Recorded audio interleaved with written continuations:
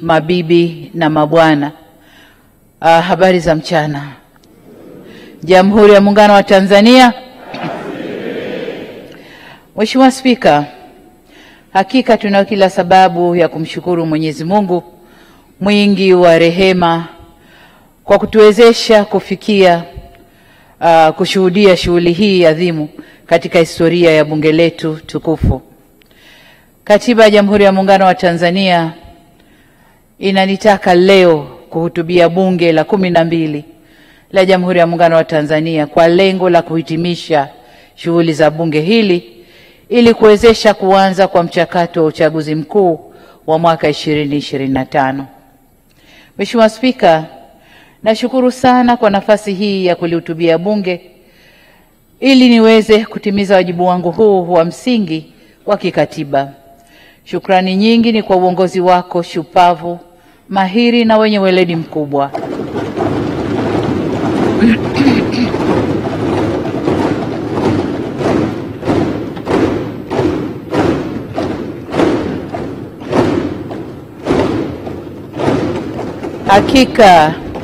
Hakika Mheshimiwa Spika, umeliongoza vyema bunge hili na kukamilisha mikutano 19 katika bunge hili la 12. Najua haikuwa kazi rahisi, lakini pia ni kazi nyepesi kwako, kwani penye wengi kuna wengi na kila mmoja na kichwa chake ndani ya bunge hili. Kwa hiyo haikuwa kazi rahisi kwako,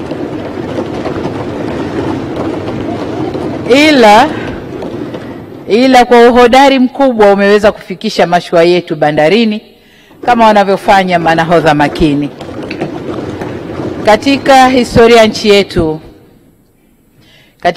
nchi yetu, wewe ni mwanamke wa pili kushika wadhifa huu wa juu kabisa katika mhimili huu wa kutunga sheria.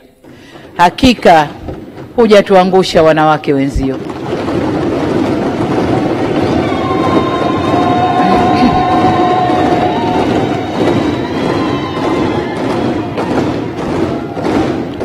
Mheshimiwa Spika, uzoefu wako wa kitaifa na kimataifa umekuwa chachu inayohakikisha kazi hii inafanyika kwa viwango vya hali ya juu na hivyo kuendelea kulijengea heshima bunge letu. Hongereni sana. Aidha, Mheshimiwa Spika, nikupongeze kwa kutekeleza majukumu haya sambamba na majukumu yako ya rais wa 31 wa Umoja wa Mabunge Duniani.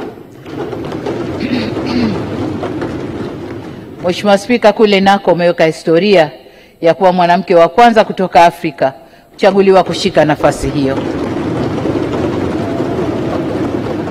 Tunakupongeza sana kwa kuitumikia ipasavyo nafasi hiyo.